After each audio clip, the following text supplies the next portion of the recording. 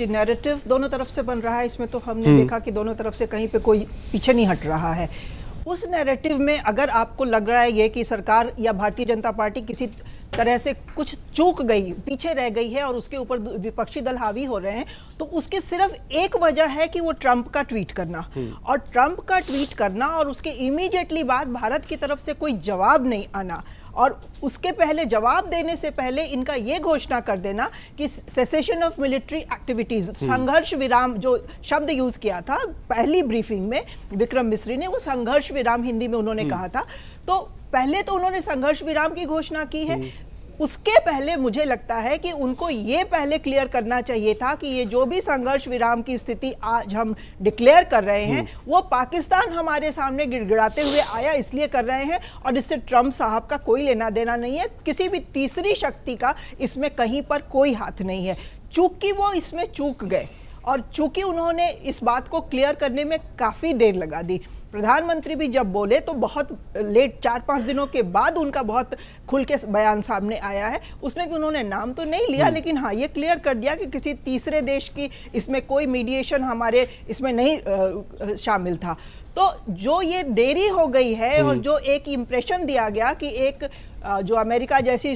Power है, super power, उसके दबाव में आके भारत ने रोका है अपना ये जो मिलिट्री एक्शन है, उसकी वजह से नैरेटिव गढ़ने का मौका दोनों तरफ से मिला है। विपक्ष को ये मौका मिल गया कि उन्होंने इस सरकार के इस रवैये पे उंगली उठाना शुरू कर दिया कि सरकार किसी के दबाव में आ गई है, और वो दबाव कहाँ तक अब लगेगा, किस तरह से वो दिखाई देगा, इसके बारे में क्लैरिटी वो मांगने लगे सरकार से कि किन कंडीशंस में ये क्या किए। और उस पर से ट्रंप का ये कह देना कि ट्रेड का हमने ट्रेड बंद करने की धमकी दी और हमने ये कहा कि ट्रेड अगर नहीं तुम लोग रोकोगे ये तो ट्रेड बंद हो जाएगा। तो ये लगा कि जैसे इंडिया की जो सॉवरेनिटी है उसको उन्होंने बार्टर कर दिया व्यापार के नाम पे। ये देशवासियों को मंजूर नहीं था, इसलिए बहुत तरह की आवाजें आई, सिर्फ राजनीतिक उससे ही नहीं, जनता की तरफ से भी आवाजें उठी हैं, सोशल मीडिया पे भी हमने देखा है, क्योंकि जितना बढ़िया ऑपरेशन सिंदूर कंडक्ट किया गया उसको इमीडिएट विदाउट किसी बहुत बड़ी वजह के रोकने का हमें कोई उस वक्त समझ में नहीं आ रहा था कि रीजन क्यों होना चाहिए। आपने कहा था कि आप पाकिस्तान को सबक सिखाएंगे, आतंकी ठिकानों को आपने चुन चुन के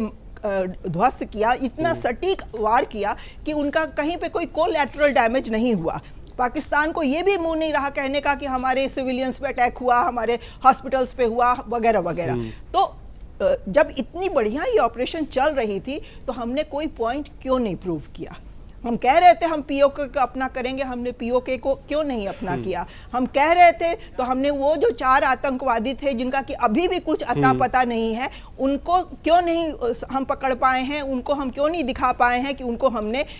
या तो एनकाउंटर कर दिया या वो मारे गए या पकड़े गए, ये भी कुछ नहीं हुआ। तो अचानक सीज फायर क्यों? और तब ये सवाल उठे कि क्या ट्रेड की वजह से ये हुआ है, और इसीलिए वो नैरेटिव गढ़ने की आपस में जो होड़ शुरू हो गई, जो मुझे नहीं लगता है कि बहुत आगे ले जाना चाहिए। प्राइम मिनिस्टर ने जो उन्होंने आदमपुर एयरबेस पे जो भाषण दिया है उसमें बिल्कुल क्लियर कर दिया है कि ये कोई सीज फायर नहीं है, ये सिर्फ एक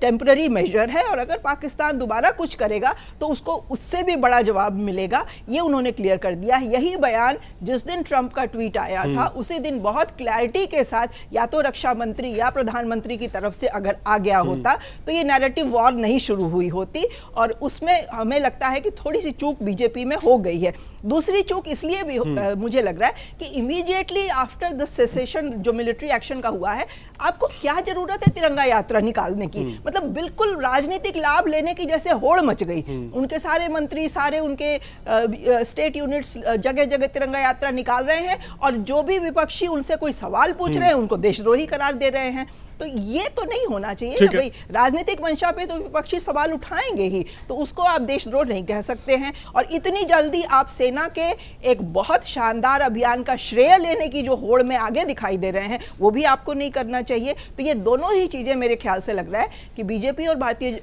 सरकार की तरफ से जो चूक हुई है उसका नतीजा है। अगर आप ये वीडियो यूट्यूब पर देख रहे हैं तो हमारे चैनल को सब्सक्राइब कर बेल आइकन दबाएं, और फेसबुक पर देख रहे हैं तो हमारे पेज को लाइक करें।